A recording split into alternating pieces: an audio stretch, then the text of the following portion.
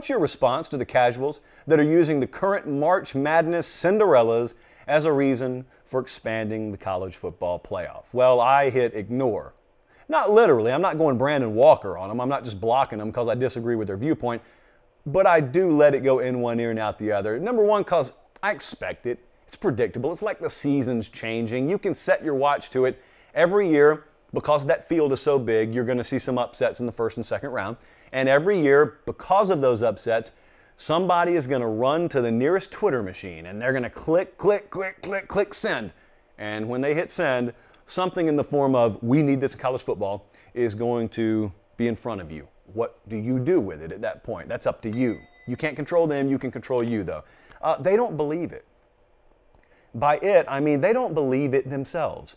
When they watch St. Peter's pull the upset over Kentucky in round one of the NCAA tournament and they scream, we need this, or at least we need the opportunity for this in college football.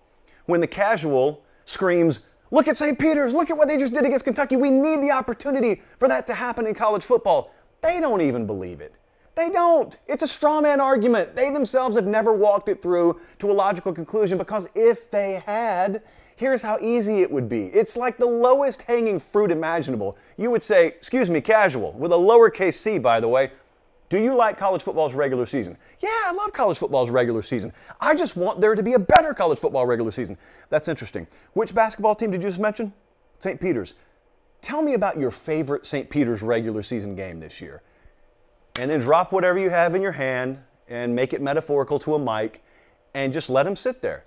Let them take as long as they need to, because short of Googling it, they won't be able to tell you anything about St. Peter's in the regular season. Do you know why? Because they didn't watch St. Peter's in the regular season. Because St. Peter's was irrelevant in the regular season. And for that matter, Kentucky was too, because you knew they were going to be there either way. And things that are happening in this tournament can be totally detached to what happened in the regular season. One of you asked another question that we could have included here. That is, hey, you know, I love March Madness. I also love college football's regular season. I think the answer is no, but is there a way that we could have elements of both? Could we have like this wild college football expanded postseason, but also have the urgency that's built into the college football regular season? No, you can't. You just can't. You can't have the best of both worlds. There are all kinds of like childhood stories that you get taught and parables in the Bible and everything about how you were brought up has led you to what should have been these sorts of conclusions. You got something great over here, but then something else is great over here in this other yard. Can we blend the two? No. Like I like applesauce, I like peanut butter. If I blend the two, I got something that's really, really nasty. I like March Madness. I've been watching the games just like everyone else has. I love college football's regular season. I watch those games. I attend those games just like everyone else. What I am, at least in this sense, smart enough to understand is this is not apples to apples or applesauce to applesauce. It's just not. But for whatever reason, maybe it's because of social media and people just dying to say something profound, that this exists, because it's normally when it happens in March and you know everyone wants to. I think I get so tired of this. Your buddies probably do it all the time. Maybe you do it all the time or some of the time, maybe rarely, hopefully. You want to say something so profound. And so this time of year, that seemingly profound thing will be something great's happening right now.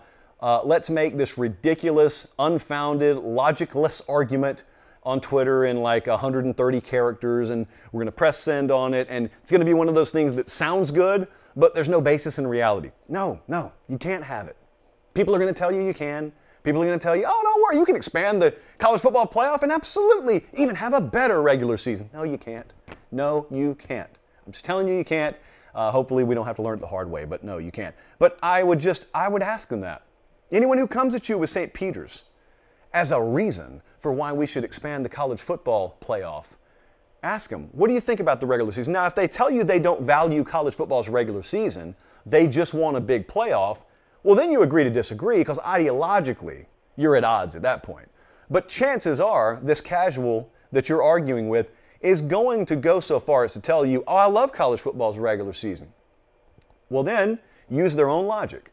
You're telling me that this sport over here is superior because it has an expanded playoff, thus giving the St. Peter's of the world the ability to do something that doesn't get to be done in college football. Never mind how different this sport over here is, and St. Peter's would never exist in college football. Never mind that. You don't even have to go that far down the road.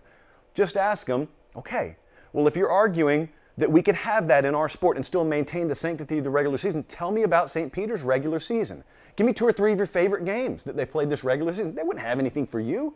They didn't even watch most of the big programs' regular season because even they have it baked into their mind. Unless you're a true college basketball diehard fan, you don't have any purpose for watching those games. And the diehard fans know they're watching it because they love the sport, not because there's a sense of urgency any given night. So I don't sit here and hate on college basketball. I'm perfectly fine leaving it alone, understanding that's its own thing. College football is its own thing. Unfortunately, everyone not there.